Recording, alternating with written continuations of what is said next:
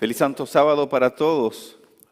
Que Dios pueda bendecirles grandemente, tanto a ustedes que están aquí como a aquellos que están siguiendo la transmisión desde sus hogares vía las plataformas de YouTube y de Facebook. A usted que está ahí en casita siguiendo la transmisión, veo que hay un grupo de amigos y hermanos que están acá en la plataforma de Facebook. Comparta la transmisión con otros, por favor. Ahora mismo, tome su teléfono. Comparta la transmisión. Veo aquí a Carmen, a Basilia, a Rosa, a Sara, a Mercy. También está por aquí la hermana Saray, Anita, Francisco. Compartan la transmisión con otras personas para que de esta manera el algoritmo de Facebook pueda posicionar a nuestra iglesia allí y pueda facilitarle la transmisión de todas nuestras programaciones a otras personas que necesitan ser alcanzados con el poder de la palabra de Dios. Aquellos que están también siguiendo la transmisión de YouTube, te invito a compartir la transmisión con otros para que otras personas también puedan ser fortalecidas con el estudio de la palabra de Dios. Para mí es un alto honor, privilegio, estar con cada uno de ustedes en esta linda mañana. Yo no sé si se dieron cuenta, voy a bajar ahora, voy a bajar para estar un poquito más cerca de ustedes. Me siento muy elevado por ahí arriba y solito, muy elevado y solo ahí arriba. Pasó parte de la noche lloviendo, ¿se dieron cuenta? Qué rico es dormir cuando llueve, qué rico es eso. Y hoy pues también amaneció lloviendo. Quizás algunas personas hicieron sus planes para estar con nosotros esta mañana y pues por asunto de la lluvia no pudieron estar con nosotros, pero qué bueno que hay un grupo que está aquí en la iglesia. También hay otro grupo que nos está siguiendo desde su hogar. Vamos a orar para que el Espíritu Santo de Dios hable a nuestros corazones el día de hoy. Dios y Padre, vamos a abrir tu palabra. Te suplicamos que el poder de tu Santo Espíritu se mueva en medio nuestro. Que tu palabra, al ser expuesta, pueda fortalecernos, pueda ayudarnos y pueda motivarnos a seguir hacia adelante, hacia el reino de los cielos.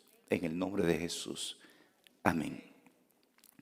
Vamos a abrir nuestras Biblias en Segunda de Crónicas, segundo libro de Crónicas, capítulo 20. Segundo libro de Crónicas, capítulo 20. Y he titulado al estudio de hoy, ¿qué hacer cuando no se sabe qué hacer? ¿Qué hacer cuando no se sabe qué hacer? Vamos a encontrar respuesta a esta pregunta en el estudio de la palabra de Dios.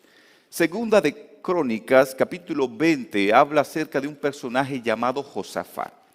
Quiero antes de adentrarnos al texto bíblico, hablarle de Josafat. Josafat fue un rey de Judá. Asumió el reino cuando tenía apenas 35 años y duró 25 años reinando. Cuando Josafat llega como rey de Judá, Josafat encontró un desorden terrible en el reino.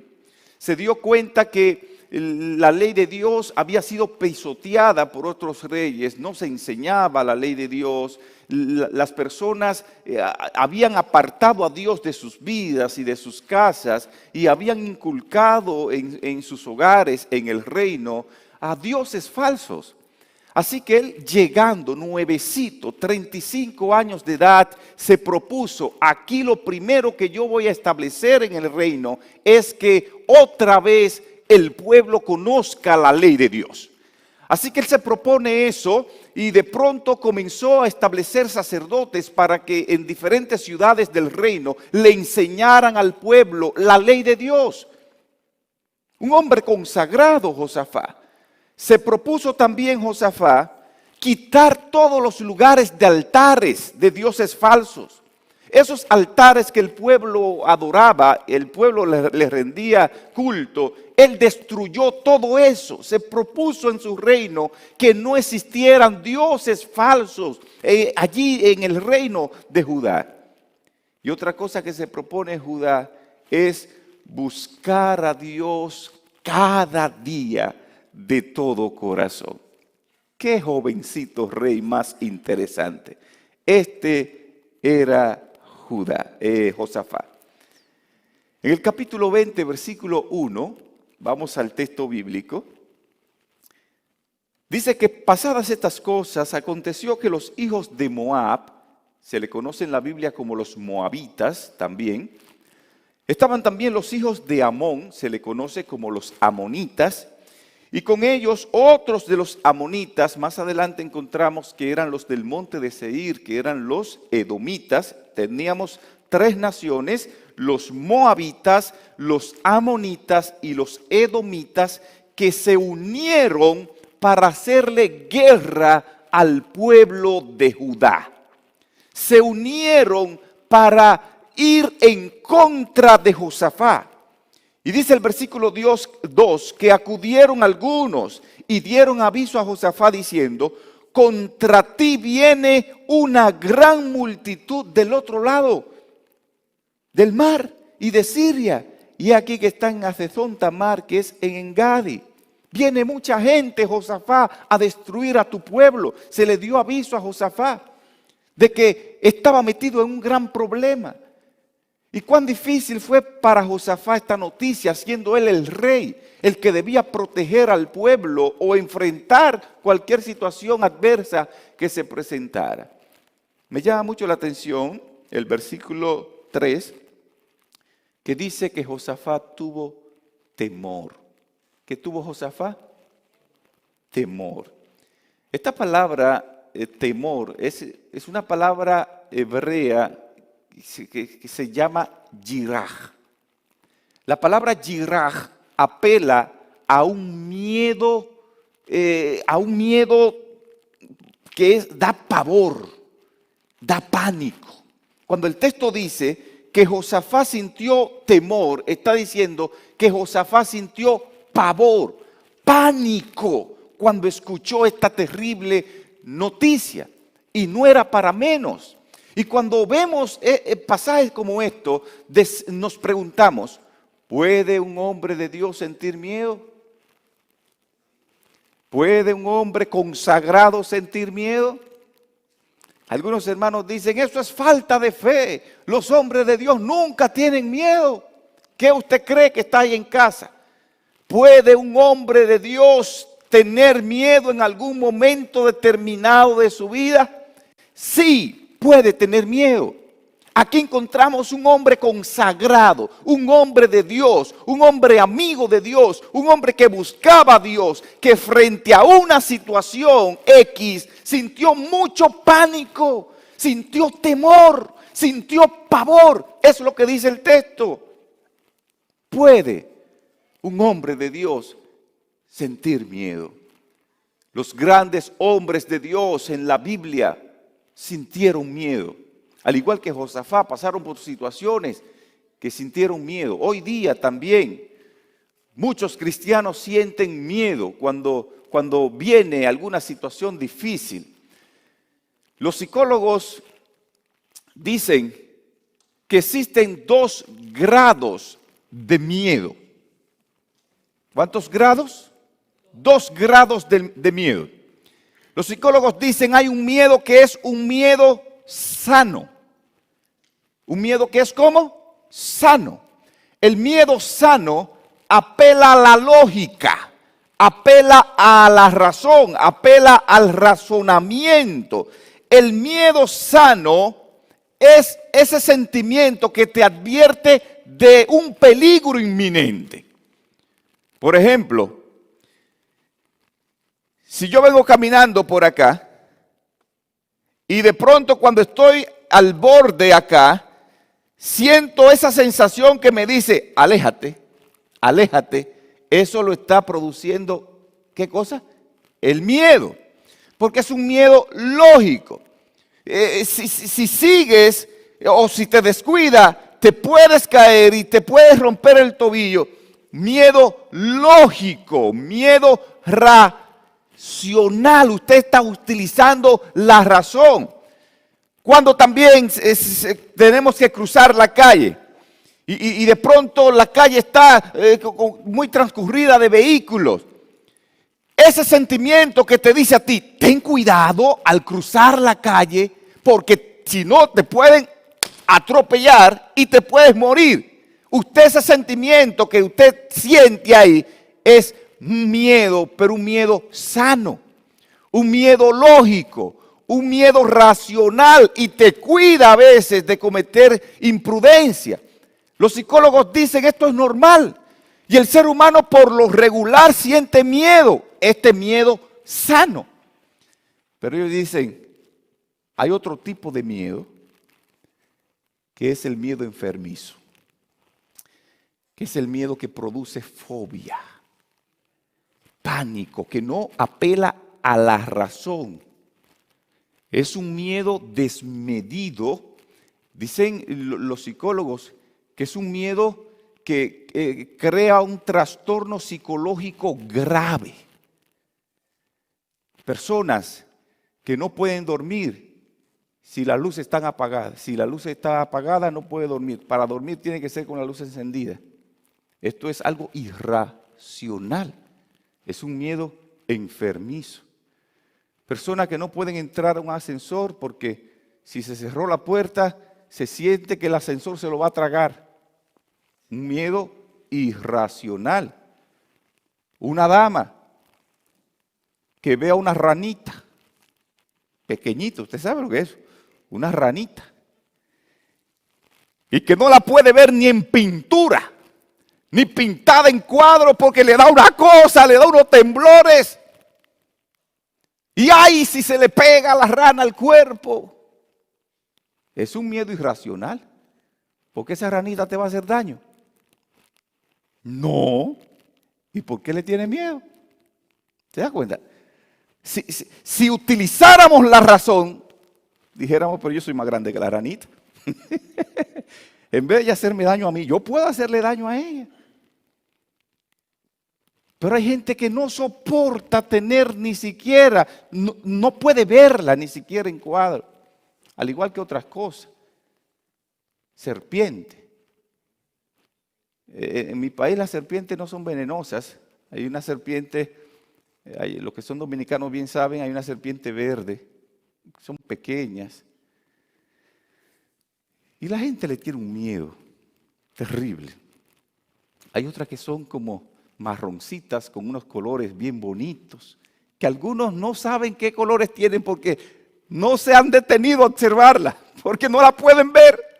Yo recuerdo, fui pastor en un lugar y pues esa noche en casa hospedamos a una esposa de un pastor compañero que le quedó de noche ahí, pues quedaron varados y le dimos hospedaje y ella estaba embarazada. Y nunca en casa había entrado una serpiente, una culebra. Y esa noche que amaneció la muchacha, amaneció una serpiente. Y madrugada, bueno, eso de 6, 7 de la mañana, siento un grito terrible en la casa y me levanto corriendo y voy a ver qué es lo que pasa. Y está la muchacha en pánico, inmóvil, no podía movilizarse. Encima de la cama donde ella amaneció, había una serpiente enredada ahí en la ventana. Amaneció la noche entera, pareciera ser cuidando a la muchacha. Y ella entró en pánico, entró en terror. Y mientras está así angustiada, el esposo, un hombre fuerte que hacía gimnasia, tenía unos molleros así fuertes. Y yo le dije, líder, ¿qué pasa? Me dice, mira lo que hay ahí. Y digo yo, pero agarra y sácala. Dice él, ay no, yo no le puedo poner la mano a eso.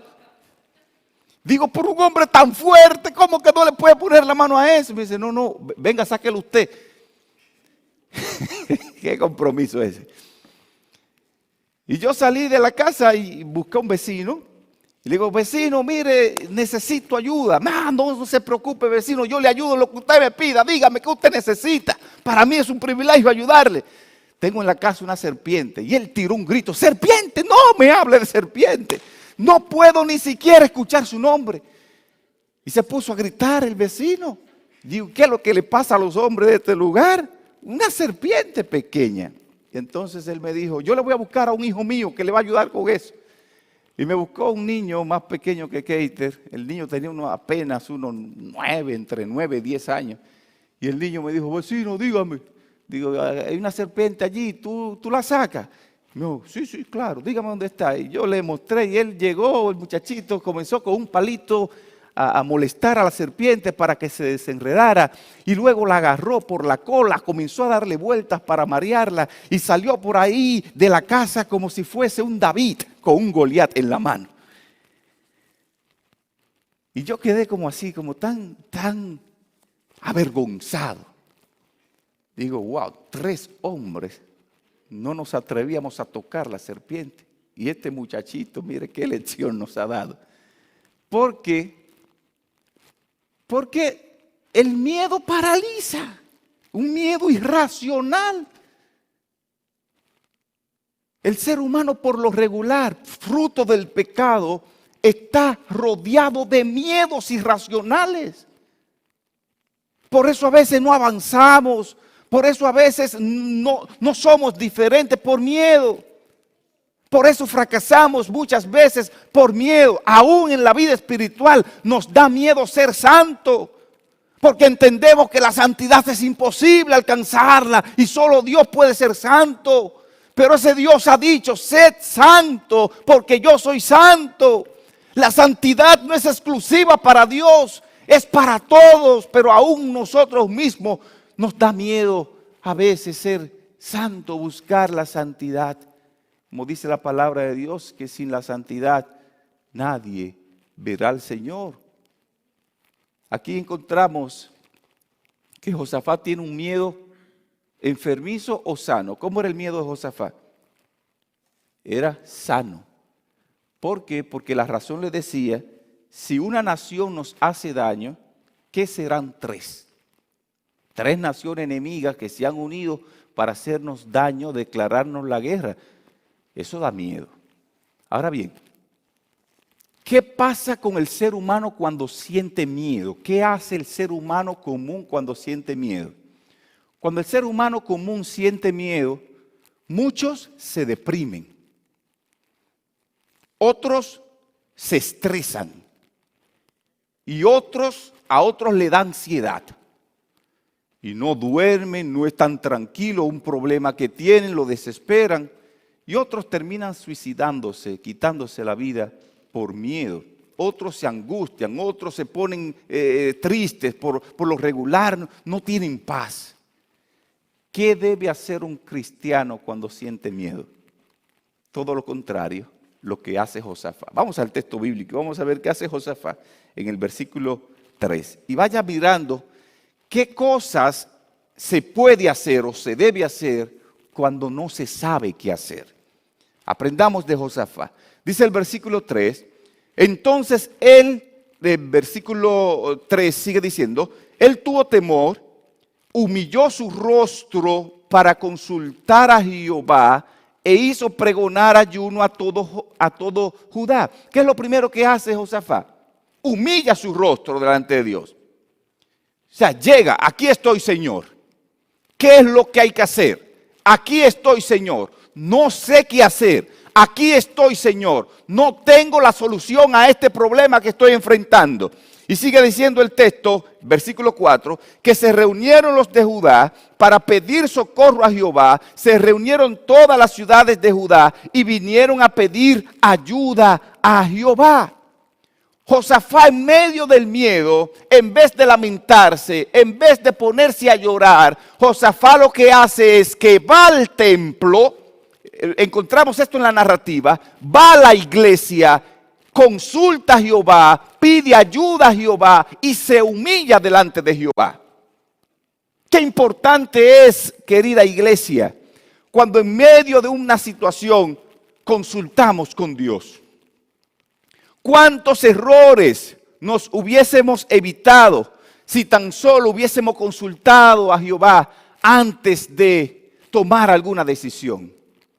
Estaré hablando esta mañana para alguien que no le ha ido bien en los negocios, o fracasaste en algún negocio, fracasaste en alguna empresa porque no consultaste con Jehová.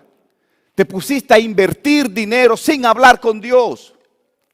Estaré hablando para alguien esta mañana que hoy día está teniendo un matrimonio difícil, un matrimonio turbulento, porque viste a la chica, te gustó la chica, te casaste con la chica sin consultar a Jehová. Y hoy día estás sufriendo. Hoy día tienes un matrimonio infeliz porque olvidaste el paso más importante. Antes de tomar cualquier decisión en tu vida, lo primero que debe hacer es consultar a Jehová. Estaré hablando para alguien que las deudas lo tienen hasta aquí, porque tratando de resolver una situación financiera te ha hundido cada día más, porque no consultaste no consultaste allí a Jehová. Josafat nos da una lección muy importante acá. Cuando no se sabe qué hacer, una de las cosas que se debe hacer es consultar a Jehová, pedir ayuda a Jehová, porque Él sí sabe lo que debe hacerse. Amén. Cuando yo no sé qué hacer, Dios sí sabe lo que se debe hacer. Por eso hay que consultar a Jehová. Por eso es que hay que desahogarse con Jehová. Y dice el versículo 6 que Josafat hace la oración más linda que se puede encontrar en la Biblia. Josafat va al templo. Y cuando llega al templo, en medio de esa situación turbulenta que estaba atravesando, hace una oración, versículo 6 y versículo 7. Jehová, Dios de nuestros padres, ¿no eres tú Dios en los cielos y tienes dominio sobre todos los reinos de las naciones? ¿No está en tu mano tal fuerza y poder que no hay quien te resista? Dios nuestro, ¿no echaste tú los moradores de esta tierra delante de tu pueblo Israel y la diste a la descendencia de Abraham, tu amigo, para siempre? Y él sigue desahogándose en esta oración en el templo con Dios. Sigue diciendo el versículo 8, ellos han habitado en ella, te han edificado en ella santuario a tu nombre, diciendo, si mal viniere sobre nosotros, o viniese espada de castigo, o viniese pestilencia, es decir, enfermedades, pandemias y demás, o viniese hambre, nos presentaremos ¿dónde? Delante de esta casa, nos presentaremos en el templo, nos presentaremos delante de ti, porque tu nombre está en esta casa, y a causa de nuestras tribulaciones clamaremos a ti, y tú nos oirás, y tú nos salvarás. Alabado sea el nombre de Dios. Mire qué oración más interesante. Eso es reclamando la promesa de Dios. Josafat está diciendo, Señor, tú has dicho que cuando tuviésemos problemas, viniésemos a la iglesia. Tú has dicho que cuando tuviésemos dificultades, cuando tuviésemos hambre, cuando tuviésemos allí pues situaciones de salud, viniésemos a la iglesia. Y aquí en la iglesia vamos a clamar a ti y tú nos vas a oír y tú nos vas a sanar. Tristemente, por la situación que está viviendo el mundo, se le ha cohibido a la iglesia en diferentes lugares, se le ha cohibido a la iglesia de adorar. Pero qué mejor momento para que la iglesia venga a adorar a Dios, a clamar a Dios como iglesia, para que Dios paralice toda esta situación que está atravesando el mundo. Es lo que dice la palabra de Dios. frente a cualquier situación, vengan a la iglesia, todos juntos vamos a clamar, todos juntos vamos a alabar a Dios y Dios nos va a oír. Dios va a resolver nuestras situaciones. En muchos lugares hay muchas personas que usted se da cuenta cuando tienen un problema. Y una de las formas de darse cuenta cuando un hermano tiene un problema en algunos lugares es que muchos hermanos dejan de ir a la iglesia cuando tienen un problema. Usted le pregunta, hermano, ¿y qué pasa? Que tengo 2 meses que no lo veo. Ay, hermano, que tengo un problema de salud. O ay, hermano, que tengo un problema, ore por mí. O ay, hermano, que tengo una situación familiar. Cuando Josafat nos enseña que cuando hay problemas, ese es el mejor momento para venir a la iglesia. Estás enfermo, venga arrastrándose a la iglesia, pero venga a la iglesia que Dios te va a escuchar y Dios te va a sanar. Es lo que dice el texto. Tiene un problema familiar, venga con la familia a la iglesia que Dios va a solucionar ese problema. Tiene problemas financieros, venga a la iglesia y derrame su alma a Jehová. Hay algo imposible que siente que es imposible o difícil en tu vida, venga a la iglesia como Ana, que llegó a la iglesia, una mujer estéril, y fue a la iglesia, clamó a Dios y Dios le escuchó.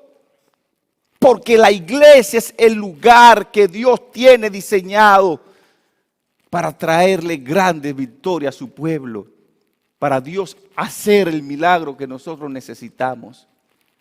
Y mientras Josafat está desahogándose con Dios en el templo, me llama mucho la atención que dice el versículo 12, que Josafat dice, Señor, en nosotros no hay fuerza.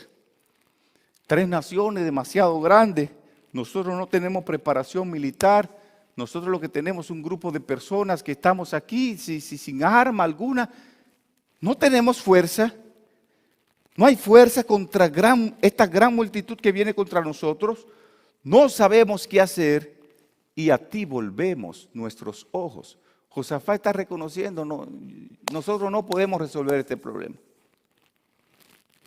¿Cuán fácil sería la vida nuestra si tan solo a veces le dijéramos a Dios, Señor, yo no sé qué hacer, yo no sé resolver esto? Pero ¿cuántos errores hemos cometido cuando nosotros queremos resolver la situación y queremos dejar a Dios atrás? Y ya cuando nosotros no podemos, entonces clamamos a Dios. Hay una lección clara que nos está dando Josafat de humillarnos delante de Dios, reconocer que no lo podemos, no podemos, sin Cristo no podemos, sin Dios no podemos solucionar ninguna situación.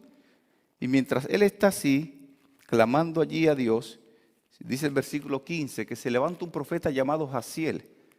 En medio de la congregación se levanta Jaziel y dice, escuchen rey, escuchen también ustedes, pueblo de Judá.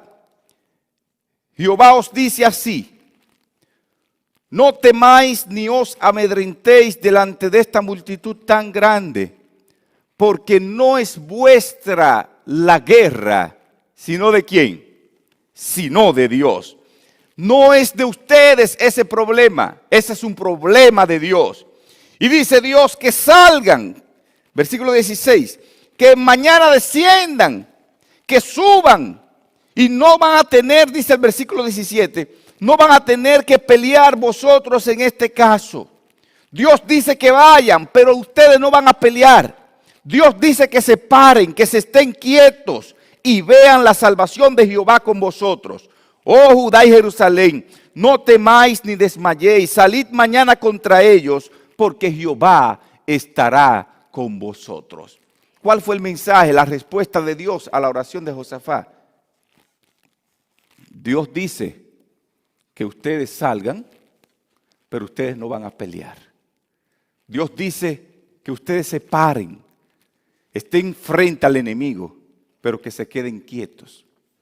Cuán difícil es quedarse quieto cuando hay un problema. Cuán difícil es quedarse quieto cuando te despiden del trabajo.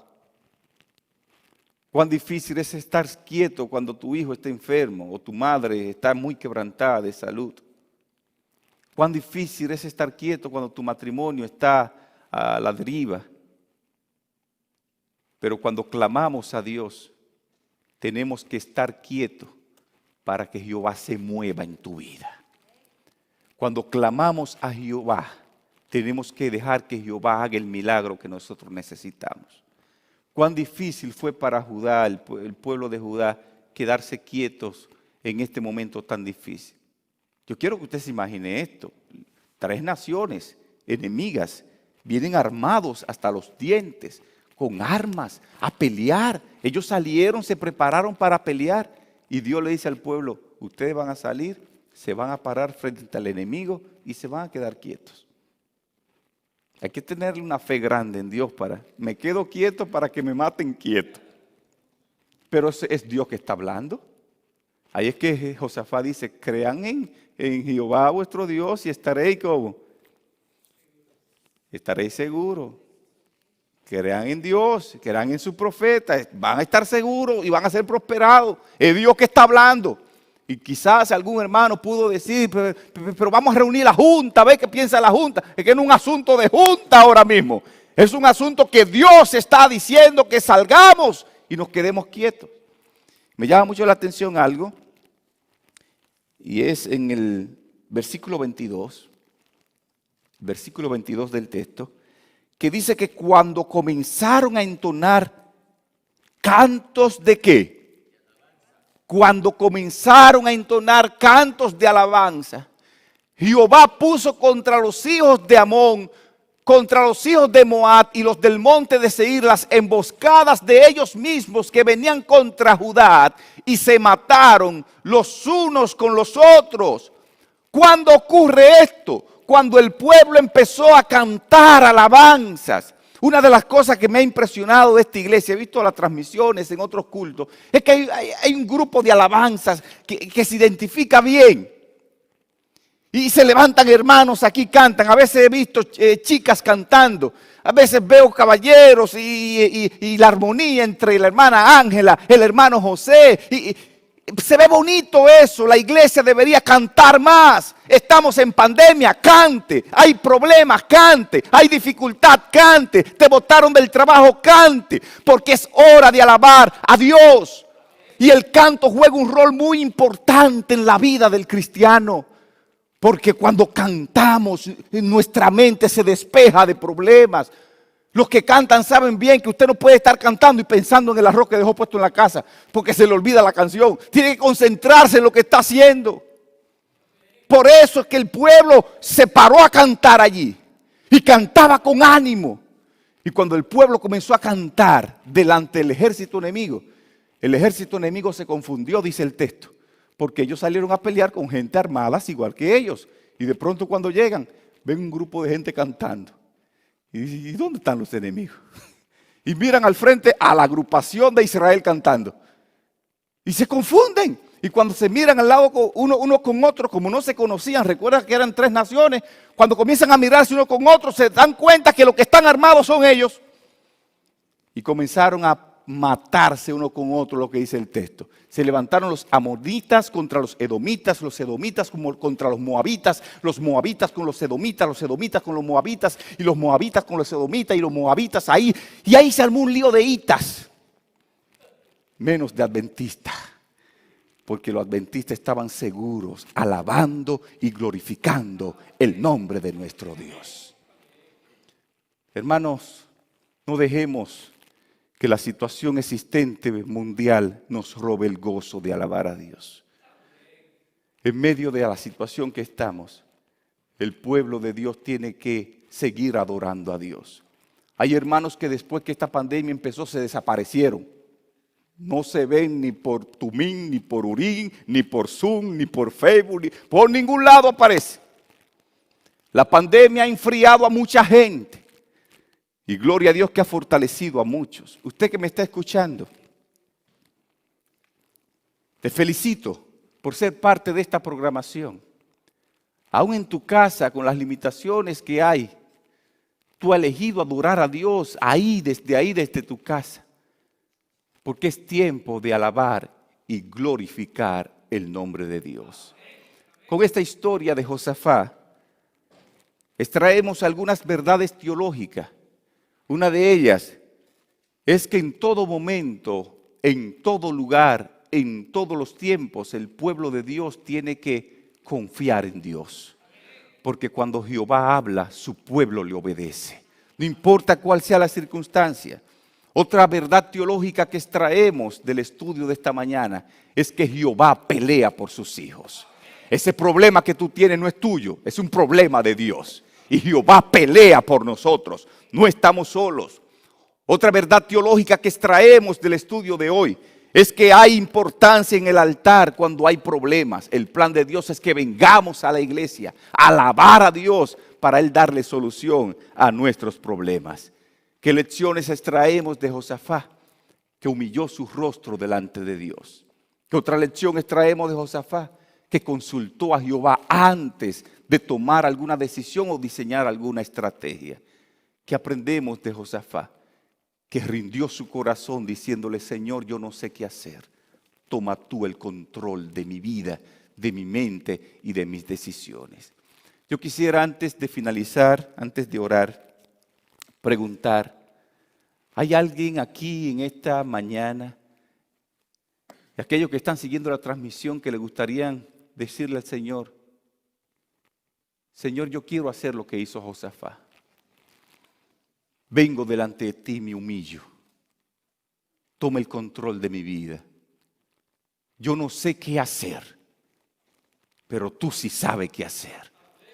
Por eso te entrego mi corazón, por eso te entrego mi vida, por eso me rindo a ti. ¿Hay alguien que quiere decirle eso al Señor? Póngase de pie ahí donde estás. Señor, tengo problemas. A veces el miedo invade mi corazón. A veces es un miedo irracional que me quita el deseo de orar, me quita el deseo de estudiar y me quita el deseo de ir a la iglesia. Pero he aprendido a través de tu palabra que podemos venir confiadamente aquí a tu santa iglesia, donde hay seguridad, donde hay paz. A tu santa iglesia, donde nos encontramos con la presencia del Santo Espíritu de Dios. Oh Señor, tú has diseñado este lugar para que sea un refugio para las almas angustiadas, para personas con miedos, para personas que luchan. Mira estos hermanos que están siguiendo la transmisión y estos que están aquí en el salón. Estamos diciendo: Señor, toma el control de nuestras vidas. Toma el control de nuestras decisiones. Toma el control de nuestros corazones. A veces no sabemos qué hacer. Tal vez a veces dañamos las estrategias y los planes que tú tienes con nosotros. Si esto ha sido así, te pedimos perdón. Y de ahora en adelante, oh Padre amado, nos rendimos solo a ti, para que tú hagas en nosotros el querer y el hacer por tu buena voluntad. Bendícenos y fortalécenos en el santo nombre de Jesús. Amén. Amén. Que Dios le bendiga, amada familia.